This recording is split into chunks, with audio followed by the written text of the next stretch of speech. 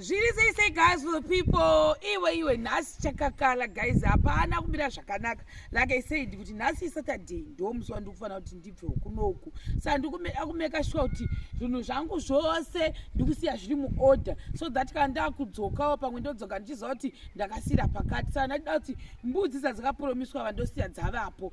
Maive iyai yatikapresenta musi uyoyo, uyu ndo mwana wacho because takambotendera tikamboshayiwa. Saka muridzi uyu anga ati kana mashayisa munouya muchitora futi mwana uyu ndokatana kuzonotsaka tanoubhadhira nhasi mwana wacho iwoyu. Saka at least dzakufamba mai nemwana, my best friends, they are going to really unite. Zvinonakidza amozviona. Saka mane mbudzi tuka apa ihadzi by the way.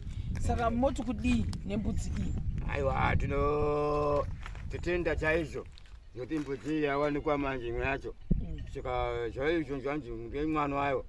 Saka zvaoneka zviona kuti kana uri mwana wayane aiwa tobatana chapana mai vacho babo jiva mbiri. Saka totenda chaizvo. Mane pfuma kai mbiri plus imwe ida kutobereka. Imwe yacho yekuti haisati yambobereka. Saka ndozvo tinoda tione kuti chibatanidziwe. Saka totenda chaizvo, takumbira chaizvo zvatitaura mibudzi ichocho. Apa mamuchitei pana?